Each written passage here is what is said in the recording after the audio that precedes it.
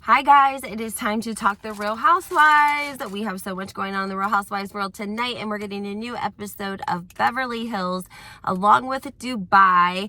I want to talk a couple of things about Diana Jenkins, Teresa Giudice, and Tamara running into each other at the MTV Music Awards, possibly a new franchise coming out of Wakita, and maybe a little bit about the Real Housewives of Miami. So before I get started, guys, make sure you hit that like button, subscribe to my channel, turn those notifications on. With these crazy women acting amok, you never know what might be going down, and you're going to want to be alerted. You're going to be mad if you miss it, okay? So turn those notifications on. And then quick disclaimer here, of course, everything in this video is alleged, but I also want to say, guys, I have actually had some of the crazy personal life-changing events happen starting on Monday, a couple of things. So I apologize that I have not had more consistent content for you, but that is about to change today.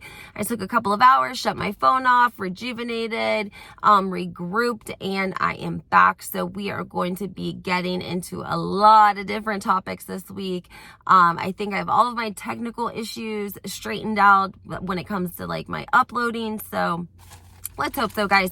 But anyways, let's talk about the Real Housewives of Beverly Hills. Number one, Crystal, my opinion is I'm not liking how she's playing this. She is trying to kind of spin it in a way that the ladies aren't allowed to analyze the words that she's using to describe whatever Sutton allegedly said that she won't disclose, right? She's Crystal keeps going back to the fact that she used the word dark, and they're not going to tell her what words she can use. And then she goes on to say that dark is, it's only a four-letter word, and it's only one syllable. So it can't be that, it's an easy word, basically, is what she said, kind of condescendingly in her confessional. And it gave me a bad taste in my mouth. I'm like, rape is also one syllable and four letters, but it's still really powerful, the action of it. So I don't know. I'm going to leave that to you guys. Comment and let me know what vibe you're getting from Crystal. Is she reaching? Is producers telling her to get in there? Is she trying to cause friction with Kyle? I don't know, guys. I'm not sure I can't really read her right now. So if you have a read on Crystal, please comment. There were lots of talk about her supporting, well, I don't even know how to word it correctly, so I don't know if I should say it, but it was discussions about funding communists in China. She was promoting something, and allegedly it was communists behind whatever she was promoting. I don't know if that's true, and I would have to get you more information, so I don't want to say too much, but there was something said along those lines. Now let's bounce back to one thing I want to mention to you guys. So there was a really long Reddit thread about Dorit and PK's robbery. Everyone just discussing the coincidences and the paying off the Bellagio debt and allegedly the alarm being off and just everything, right?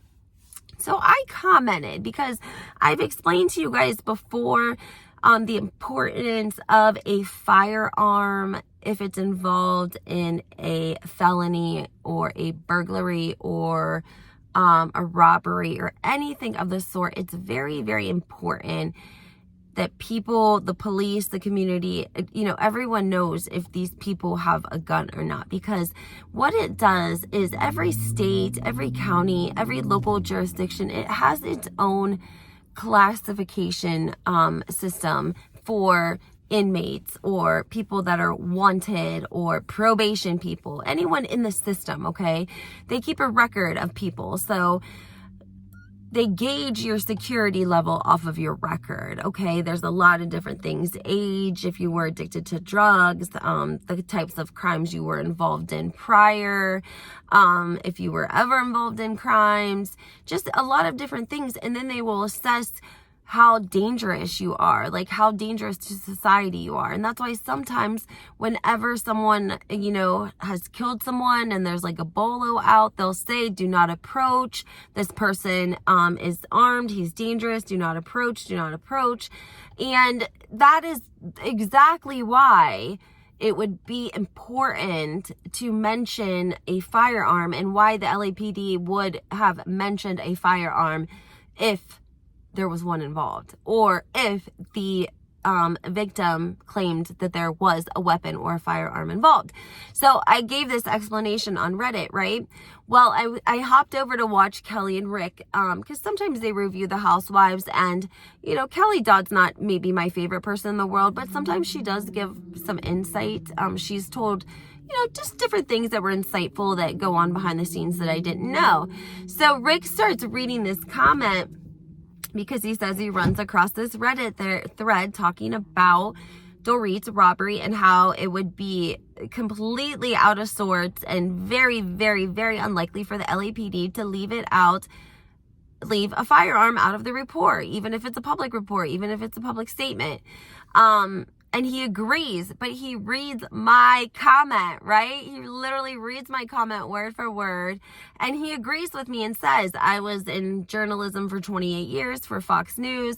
You know, I've done lots of interviews, been in lots of different situations, and most definitely would they have mentioned a firearm should they have thought that one was involved, or if the victim thought that they had a firearm. So even Rick Lethal agrees that LAPD would not leave the firearm out of the report.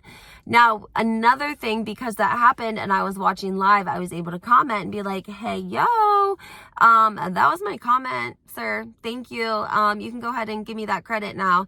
But what I did was I said, hey, Kelly, would Bravo encourage Dorit to lie about something like this, you know, just for more attention, more clout, more press? You know, I mean, I know they encourage like these women to exaggerate sometimes, like they encourage drama. And she said, absolutely not. Bravo definitely would not encourage Dorit to lie about a firearm being involved if it wasn't.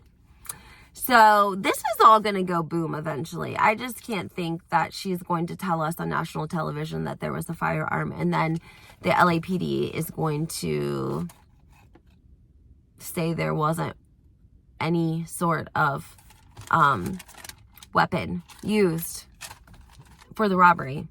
Doesn't make sense, guys. I'm sorry. I like Dorit. I liked the theory that PK set it up and that she had no idea, because, you know, that would definitely explain all the coincidences and such, but it does not explain away the fact that she told us, and she's getting therapy, and she's telling the therapist, and she's crying, and she's having therapy sessions over this incident of being held at gunpoint, and the LAPD are not mentioning a gun.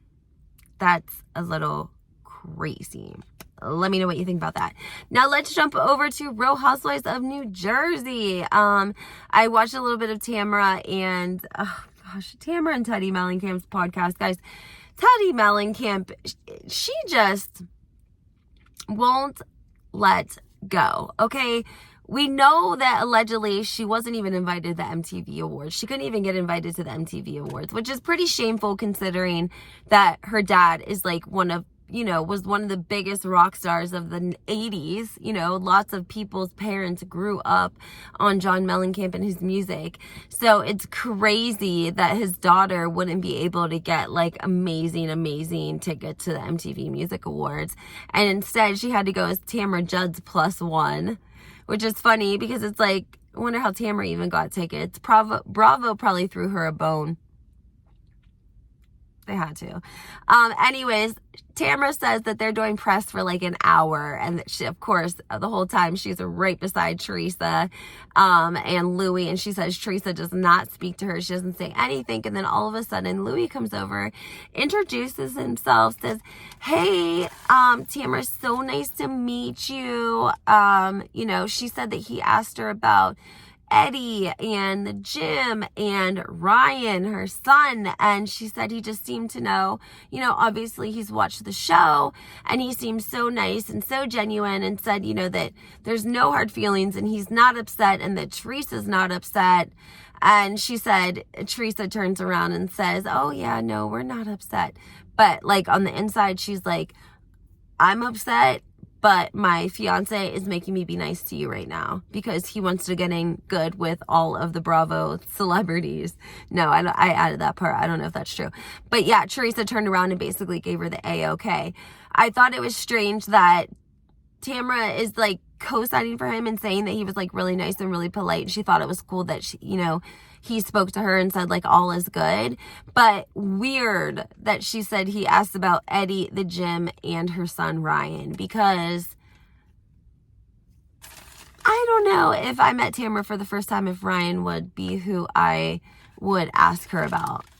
Would you guys? Or maybe he was just trying to be like family, oriented, like but then again, he would ask about the other kids, right? Because she has, a couple of other kids, Sydney too. So I don't know. That caught me a little off. And the way she said it, I don't know if she was like trying to say it without saying it. You know what I mean? I don't know. Also, guys, we are getting word that we're getting a new franchise. I'm going to talk more about this in another video, but I wanted to let you guys know that we had gotten a blind item. I posted it on my Instagram a couple of months ago about there being a franchise coming out of Juanita. I think that's how you say it. Lots and lots of people commenting, saying what a very small area it is, but very, very wealthy. People didn't really like the name. It doesn't roll off the tongue very well. And then we didn't hear anything about it for a couple of months. And now we have a new blind item out that I will post on my Instagram. It's actually already posted on Instagram, but I'm also going to post it on YouTube. And then we're going to come back and talk about it. We also are going to talk about Lisa from the Real Housewives of Miami and how the boob god is trying to kick her out of the mansion and keep the kids in the mansion.